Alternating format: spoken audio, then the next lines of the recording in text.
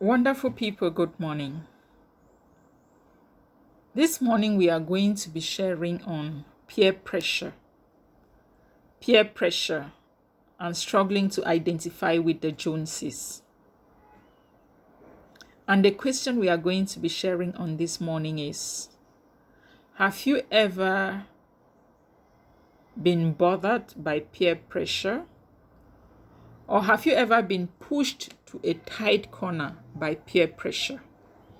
That's the question we are going to be sharing on this morning. Honestly, for someone like me, I'm going to give you a fair reasoning and a fair explanation of my understanding of peer pressure. When we talk about peer pressure, we talk about peer groups. Maybe classmates, maybe people in the same neighborhood, social status. Maybe you are in the same class, social class, or maybe when it comes to education, classmates. And then, this group of people, there are some of these people that think that they are supposed to, interact only with people of their class. You understand? Because as they say, the rich always like to interact with the rich. The poor always like to interact with the poor. That is the common thing. And now, when we talk about peer pressure, the question is, some of these peer groups, they may be classmates or schoolmates, but when it comes to social life, they are not of the same standing. They are not of the same social standing. They are not of the same social class. But when it comes to academic, yes, they can be of the same class. And now, okay, you may have your classmates, but social-wise, you people are not in the same standing.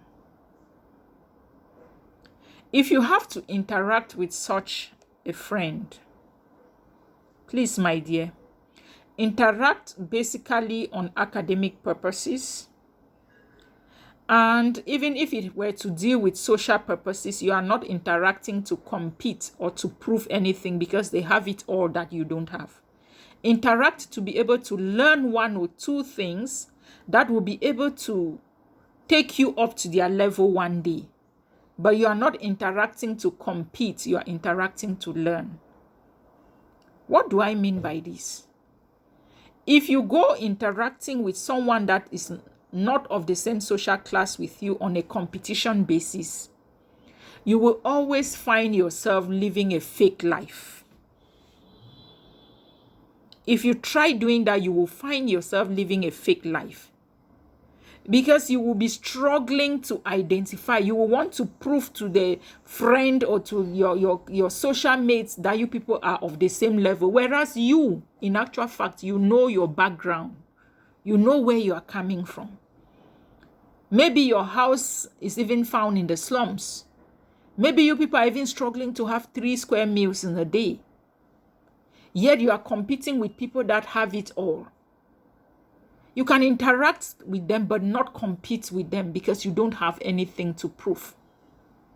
Because the moment you start thinking you want to identify, when it comes to that, yes, the same social level with the people with whom you are interacting, you start living a fake life.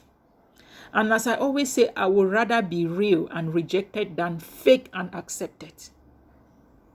Once you live a fake life, you can never be happy. Because you will keep faking it to cover up for the first fake.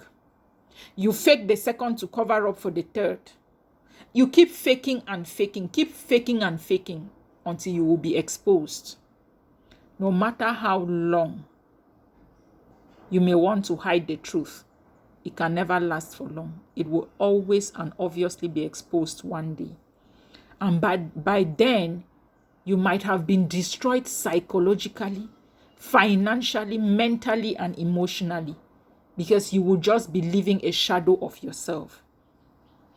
By the time you're faking to identify with the Joneses and you're being discovered, you see that you start feeling like you are a social misfit. you see that you start having some kind of inferiority complex, and that can easily lead to depression, or you can easily get depressed because you think that you no longer find your place in the society. So, my dear, make friends, but choose the quality of your friends and the quality of life you want to live. Good morning.